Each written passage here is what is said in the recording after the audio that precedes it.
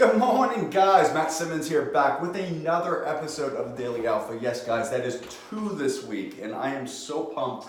To be honest, I guess it probably helps if I get my microphone in front of me. You could probably hear me a little bit better. Okay, happy Wednesday, everyone. I am pumped to be here today because I had one of my mentees ask me something this morning, and it really got me thinking about. I think this is a great topic to do an episode on today because I think it's extremely, extremely important. And I think it's something that we lack clarity on a lot of times, or we're possibly even too ashamed to bring it up. And so he had asked me this morning, or actually it was last night, and I didn't get the message till this morning, but he had asked me, how do you find yourself, or how do you get yourself back on track after you feel like you've lost yourself, or you've lost your way, or you've veered off track, or whatever it is. And I think this is an awesome question to ask, because I think far too many times people find themselves in this situation, but they're too afraid to ask for help, or they're too afraid to ask for guidance, or whatever it might be. And so the fact that he opened up about it, as I almost fall off my chair, as he opened up about it and asked me about it, I think that's huge. That's a huge first step, and I commend him for doing that. And two, I think there's lots of ways that you can get yourself back on track, and we're going to kind of cover those today. And we'll try to keep this within that 10-minute time frame, but we very well might go over it. But for first of all, what I want to talk about or want to say is that I am sick and tired of this preconceived notion that men have to be stoic all the time, right? We have to be, we have to put this facade on, right? Where we have to always be strong. We have to always, take the bull by the horns. And guys, it's fucking bullshit. And the people that are pushing this, and the people that are saying that that's what you have to do, and you have to push everything else down, you guys are part of the fucking problem. Because the bottom line is that men, in all aspects of their lives, it is okay to be emotional. It is okay to be open and raw, and to understand and to say, look, I've fucking fallen off track. I have no idea how to get back on track, right? It goes back to that old adage of men are just afraid to ask for directions if they get lost, right? Why? Because they have to be the man and they have to man up. Fuck that bullshit. That term, man up, in my opinion, is the most fucking dumb term I've ever heard. What the fuck does that even mean? Let's be honest. And people say it to women too. So I'm not just talking about the male species. I'm talking about everyone in general. What the fuck does that even mean? Let's man up and get this done. I'm sorry, but I've actually seen women do a lot more and a lot harder things than a lot of men have done. So why don't we say let's women up and get this shit done, right? Because the bottom line is when it comes down to it, I think men are so afraid to ask for fucking help sometimes that they can't, so quote unquote, man up, or whatever the hell that means, to get something done. And you see a woman come in and take control and actually fucking do it. I am so sick and tired of society and the societal norm of being this, if you're a man, of having to man up, like I said, whatever the hell that means, and be stoic and always be on point and never asking for help, and you should always have your shit together 100% of the time. Guys, no one has their shit together 100% of the time. I guarantee you, no matter who you are, who they are, you never have your shit together 100% of the time, and I don't give a shit who you are. Stop thinking that's the case. Today's society, with our social media and our Instagram and this picture-perfect world, it's bullshit, guys. I posted something on social media the other day that there was a picture of an apple, right? And there was two different pictures side by side, right? And one was the apple looking in the mirror, and it was the clean, fresh side, right? It looked perfect, everything like that. But on the back side, it was all rotten, right? And there's a big hole there and a big pit. That is social media. Everything you see on social media is the pretty, right? What about the bad shit? What about the ugly shit? What about the fucking pit, the rotten stuff, the rotten side of everything? Everyone has it. I don't care who the fuck you are. Everyone has it. And the sooner you can realize that, the sooner you can accept that, wait a minute, I'm no different than everyone else. That person is no better than me or is no different than me. They still have bullshit they have to go through. It might not be the same stuff, but they still have that shit they have to go through, right? So the sooner you can realize that, the sooner you can sit back and you can say, you know what? I can do this. I just have to take control back of my life or of the situation. Look at it objectively, figure out what steps I have to take to get myself back on track based on the past, when you were on track. What were you doing on a daily basis, day in and day out, to make sure that you were following that path that was making progress and that you were happy with where you were going and how you were getting there and with yourself, right? So that brings me to an analogy that I want to talk about.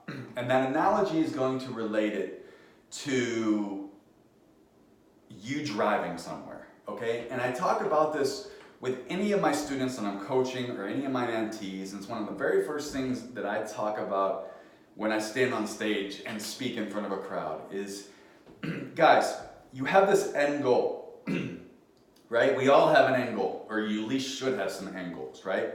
And I don't mean end goals as once you reach that, you're done. I just mean you have to have goals that you've set for yourself that you are striving to reach, right? And then once you get there, you're gonna set new goals. But you have these goals that you set for yourself, right? Okay, so you know the end where you wanna get to, right? And you know where you're at now. But there's all that space in the middle between those 2 points that's a big void, right? And without a plan or a roadmap filling that void, how are you going to get to that end point, right? Now let's talk about this in relation to you driving, right? Let's say that you're going on a beach vacation, right? Us here in the Northeast, we love to, go to the Outer Banks, North Carolina. It's where I grew up going on beach vacations with my family, right? And I remember back before GPS was a thing and we had our smartphones, we had a roadmap, right? And you follow the roadmap to get to where you want to go. And it shows you where you need to turn and what road you need to take and what's the quickest route. And then you follow that from starting point to end point, right? Well, now we have GPS, right, guys? And so we punch the end point in, we punch the start point in, and it maps out our course for us, right? Tells us how long it's going to take to get there, when we need to turn, when those turns are coming up, everything, right? Let's talk about this in relation to that. Let's say that you sit there and you say, you know what, we're going to the Outer Banks of North Carolina, we're starting in Pittsburgh, our end point is Nags Head, North Carolina, let's go. But you don't have a roadmap, you don't have GPS, you didn't punch it into your smartphone or nothing, right? You may get there eventually, right? Based on using signs or directions, or directional, compass that you might have in your car, or maybe memory from you driving there before, but you don't exactly remember everything, right? You're gonna get there most likely eventually, right? But I guarantee you're gonna make the wrong turn sometimes. You're gonna get off track, right? You're going to maybe get a little bit lost, right? And it's gonna take you much longer to get there than had you actually punched it into your GPS or had a map that you could follow, right? The same thing goes with your day-to-day life, guys, and the same thing goes with your business life, guys, and the same thing goes with your career, guys. If you have a beginning point and you have an end point, but you don't create the roadmap in between, yeah, you might get there eventually. But it's going to take you a lot longer. You're going to make a ton of wrong turns, and it's going to take you a while to get back on track. Okay? Now, let's talk about, even if you have a roadmap, okay? There's still a potential you could take a wrong turn, right? Or there's still a potential that you're dazing off as you're driving along, right? Because we're relating it to the driving analogy, and you miss your turn, right? And that's okay, because there's always a way to get back on the road that you need to get onto or get back on track. if we're talking about a personal life, right? But you just have to be able to recognize it. And if you need that help, you have to be able to ask for that help. Okay? Once you ask for that help, guys, it's so much easier to get back on track because 2 heads are better than 1, 3 heads are better than 2, so on and so forth, right? And so it makes it easier when you have that support, or you have that guidance, or you have that business coach or sales coach or whatever it is. So you see why I recommend everybody in life, in business or in sales, has some sort of coach, because you have that ear, that feedback that you can get anytime you find yourself in a situation where you're not quite sure how to progress or get back on track. Without that, again, guys, it's trial and error. You very well may get to where you want to go, but it's going to take you a lot longer to get there than had you had a roadmap, had you had guidance, had you had a coach, or whatever it might be, right? So, for me, when I find myself off track, or when I find myself at a point that I'm exhausted, right? And I feel like I've been lazy. And it happens, guys, because we have a tendency to push ourselves to the extreme. And we know it's not healthy, but yet we still do it, right? And so when we push ourselves to the extreme, we find ourselves at some point getting burnt out, right? And that's not healthy at all. But we find ourselves in this cycle because it's all we know most of the time, right? And so I want to call something out that you see all over social media nowadays, and you see people pushing, and it's this notion of you have to grind and you have to hustle and you have to work 16, 18 hours a day. And again, guys, I'm going to call this out as being absolute bullshit. The people that are pushing that are the people that have never done things the other way, and most likely have never been successful, or as successful as they could be. And here's why. If you live your life thinking that way, and thinking that you have to work 16 hours a day, and that you have to push yourself to the absolute max every single day, and you have to drive yourself to exhaustion, you are not functioning at 100% capability. Meaning, you're mentally and physically not functioning the best you possibly can. You can't. You cannot possibly sustain that type of routine and be operating at 100% efficiency all the time. It's not physically possible. That's why I say it's bullshit. Because you have to take care of your mind. You have to take care of your body. You have to make sure that you are taking care of yourself day in and day out and listening to what your body needs. And that means if your body is sitting there saying, I am absolutely too fucking exhausted to keep this up, I need to take a break. Take a fucking break. Take a day to yourself. Recoup, refresh, whatever it might be, right? The 7 days a week, 16 hours a day, it doesn't work. I'm flat out saying it right now, and I'm calling you guys out. It doesn't fucking work. Yeah, you may find yourself maybe a little bit ahead of the game at the beginning when you're doing that, but ultimately it's going to catch back up to you, because when you crash, and you will crash, when you crash from trying to sustain that type of day in and day out schedule, you're out for days or weeks, possibly even months. And then you're going to lose all of that momentum that you build up.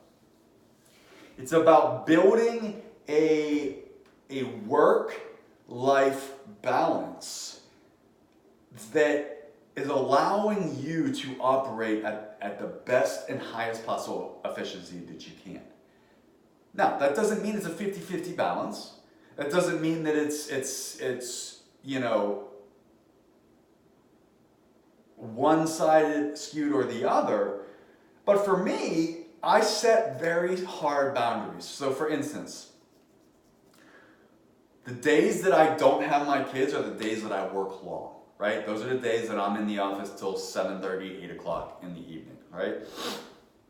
Because those are the days that I know I can sacrifice and push and eke out that extra little bit. The days that I do have my kids, which are typically Wednesdays and Thursdays and Fridays, or Wednesdays, Thursdays, Saturdays, and Sundays are days where 5 o'clock comes, guys, I'm done.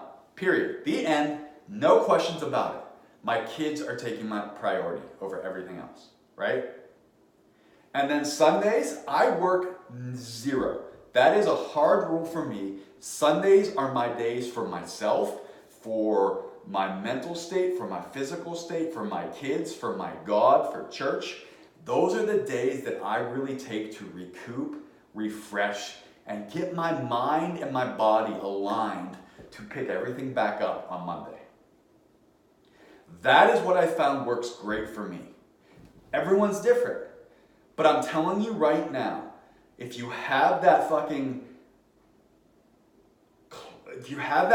of having to work and hustle and grind and blah, blah, blah, blah, blah, blah, blah, blah, that bullshit, it's going to hurt you more than it's going to help you. I guarantee it.